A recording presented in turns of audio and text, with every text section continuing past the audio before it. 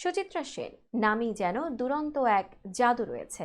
এই জাদুকাঠির ছোঁয়া পেলেন দর্শনা বণিক। সিনেমার পর্দায় এবার তাকে দেখা যাবে মহানায়িকার ভূমিকায়।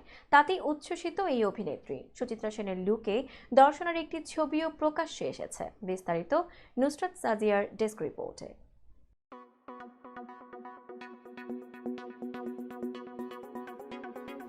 স্বপ্নের চরিত্রে কাজ করার ব্যাপারে প্রায় তারকাদের একটি প্রশ্ন করা হয়, আর সুচিত্রা সেনের চরিত্রে কাজ করা বহু তারকার স্বপ্নের চরিত্রই বটে। সেই স্বপ্ন সত্যি হতে চলেছে পশ্চিমবঙ্গের অভিনেত্রী দর্শনা বণিকের। কিছুদিন আগেই বাংলাদেশের ছবি ওমরে যাকে আমরা সবাই দেখেছি ভাইরাল বেবি হিসেবে। কৃষ্ণেন্দু চট্টোপাধ্যায়ের পরিচালনায় তৈরি জমালয়ে জীবন্ত ভানু সিনেমায় অভিনয় করতে দেখা যাবে তাকে। রূপালী পর্দার অবিস্মরণীয় অভিনেতা ভানু বন্দ্যোপাধ্যায়ের জীবন অবলম্বনে তৈরি এই ছবি। মলাট্রলে অভিনয় করেছেন শাশ্বত চট্টোপাধ্যায়। এই সিনেমায় ৭৪ সিনেমার জনপ্রিয় দৃশ্য আবারও দেখানো হয়েছে। মাসিমা মালপোখামু। বাংলা সিনেমার দর্শকের কাছে এই সংলাপের জাদু আজও অমলিন। এই দৃশ্য দিয়েই শুরু হয়েছে জমালয়ে জীবন্ত ভানু সিনেমার প্রথম দৃশ্য।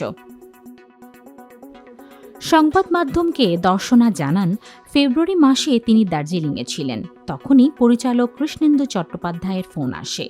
তিনি সুচিত্রা সেনের ভূমিকায় অভিনয় করার প্রস্তাব দেন দর্শনাকে। সুচিত্রা সেনের ভূমিকায় অভিনয়, দর্শনা যেন নিজের কানকেই বিশ্বাস করে উঠতে পারছিলেন না। সবটা শোনার পর আর না করার অবকাশই ছিল না। কলকাতায় ফিরেই আবারও ৭৪ দেখে ফেলেন অভিনেত্রী। তবে সুচিত্রা সেনের মুখের সঙ্গে তার মুখের মিল নেই, তা নিয়ে একটু হলেও চিন্তা ছিল দর্শনার। আর তার এই মুশকিল আসান করেন মেকআপ শিল্পী সোমনাথ কুণ্ড। শিফন শাড়ি, খোলা চুল, মাথায় লেসের ফিতে দিয়ে দর্শনাকে তিনি করে তোলেন সুচিত্রা সেন। নতুন এই ছবির প্রযোজনা করেছেন সুপন কুমার দাস। সঙ্গীত পরিচালনার দায়িত্বে রয়েছেন রাজা নারায়ণ দেব। কলকাতার অভিনেত্রী দর্শনা বণিকের কর্মজীবন শুরু হয় একজন মডেল হিসেবে। এরপর আসেন অভিনয় জগতে। তিনি অরিন্দম শীলের পরিচালনায় আসছে আবার সবরে অভিনয় করে দর্শকদের নজর কেড়েছিলেন। এছাড়াও তিনি বাংলাদেশের সিনেমায় অভিনয় করেছেন। তার প্রথম মুক্তিপ্রাপ্ত বাংলাদেশের সিনেমা ছিল অপারেশন সুন্দরবন। আর অন্যদিকে অভিনেত্রী সুচিত্রা সেন মূলত বাংলা ও হিন্দি সিনেমায় অভিনয় করে জনপ্রিয়তা অর্জন করেছিলেন।